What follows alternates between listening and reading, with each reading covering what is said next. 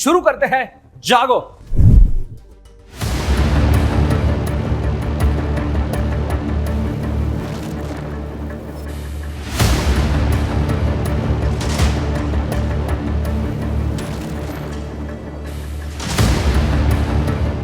Indian overseas Congress के प्रमुख Sam Pitroda ने एक बार फिर अपने बयान से विवाद खड़ा कर दिया।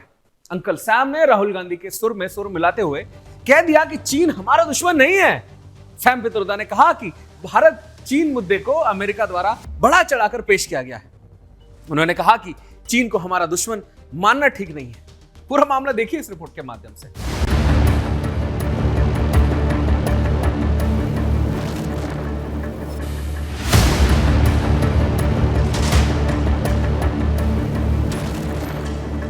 कांग्रेस के समुद्र पारी अंकल सैम पित्रोदा, जिनका हर बार कोई न कोई सरप्राइज बयान देश में हलचल मचाता है, एक बार फिर सुर्खियों में है। इस बार सैम अंकल ने चीन को लेकर एक बयान दिया, जो कांग्रेस पार्टी की मौजूदा स्थिति और उसकी चीन के प्रति नजदीकी संबंधों पर नई बहस खड़ी कर गई। पित्रोदा का कहना है कि चीन को हमारा दुश्मन मानने की जरूरत नहीं है, इसे बेवजह बड़ा मुद्दा बनाया जा रहा है। क्या वही चीन जिसने लद्दाख और अरुणाचल प्रदेश में हमारी सीमा का उल्लंघन किया और अपने आक्रामक रवैये से पूरे एशिया में तनाव पैदा कर दिया?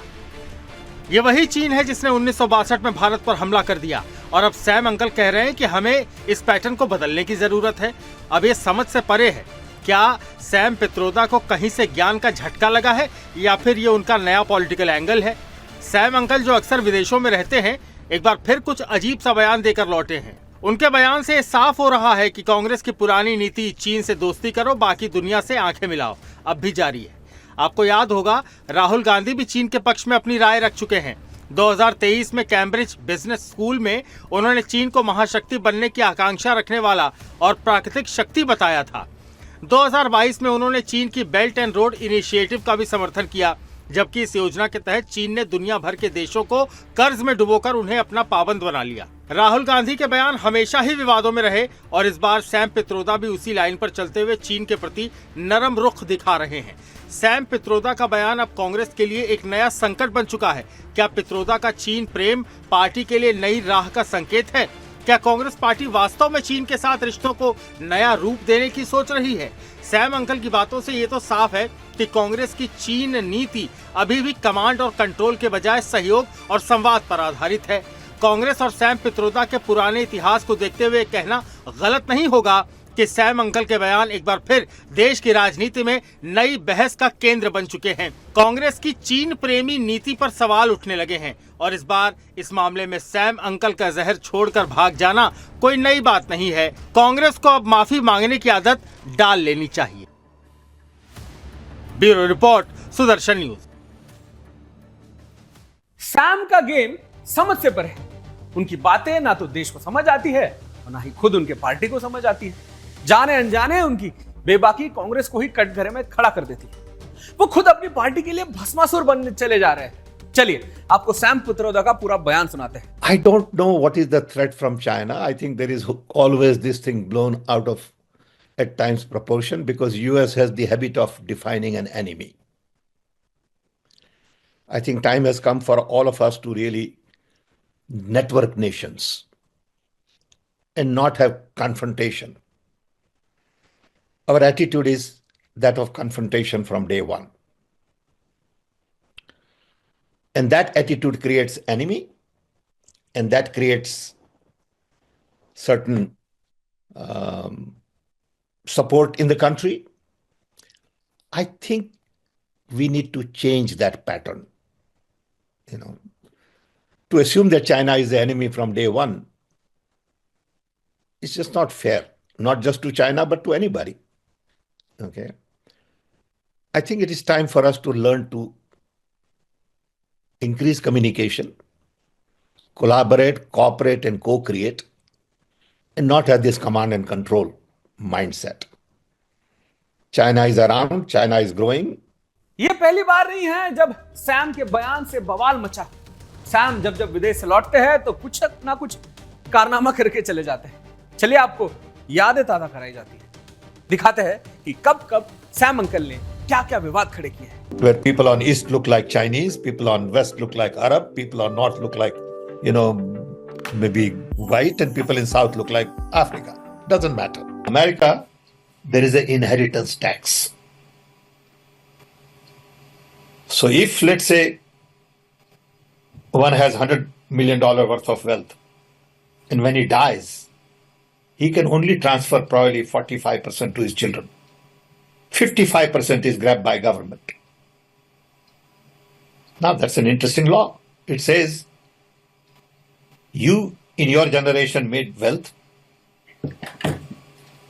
You are leaving now.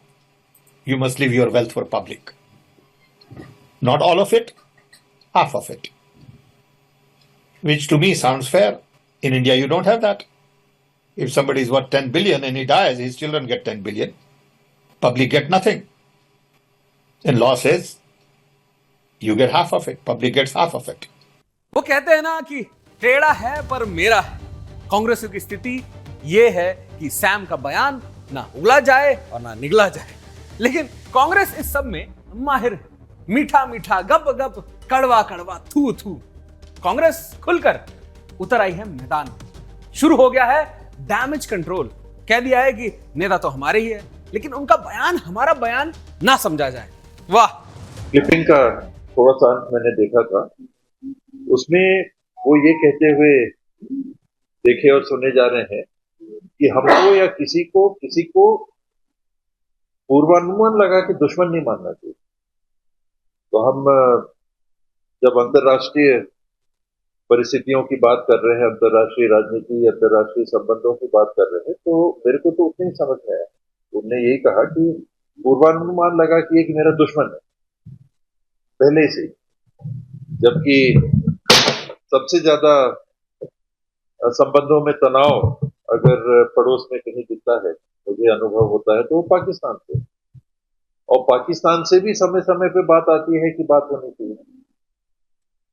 एक परिस्थिति तो सैम पित्रोदा जी ने उसके अलावा कुछ कहा होगा, मुझे नहीं लगता। सैम पित्रोदा के बयान ने बीजेपी को खुलकर खेलने का मौका दे चुका है।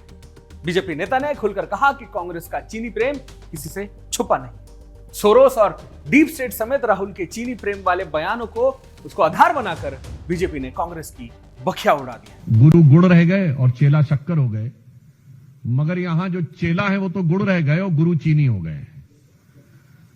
परंतु गंभीर बात यह है कि जिस प्रकार की बात सैम पित्रोदा जी ने कही है, वो भारत की अस्मिता, भारत की कूटनीति और भारत की संप्रभुता पर बहुत गहरा आघात है। उन्होंने इस प्रकार की बात कही कि चीन के साथ तो किसी प्रकार का विवाद ही नहीं है, जैसे भारत ही अग्रसर की भूमिका में, यानी आक्रामक मुद्रा लिए हुए है। और ये कोई उनका अलग बयान नहीं है। ये ओवरसीज कांग्रेस के चीफ है, यानी समुद्र पारी कांग्रेस के प्रमुख हैं। अब समुद्र पार से तो सोरस के सुर भी कांग्रेस के साथ मिलते हुए नजर आते हैं, परंतु यहां पर एक बहुत गंभीर बात है कि जो कुछ सैम पित्रोदा ने कहा है, यह कोई आइसोलेटेड इवेंट नहीं है, आइसोलेटेड स्टेटमेंट नहीं है। इसी भाव और इसी विचार के अनेक स्टेटमेंट राहुल गांधी पहले दे चुके। दोस्तों, ये था पहला मुद्दा। बढ़ते हैं कार्यक्रम के दूसरे मुद्दे की ओर।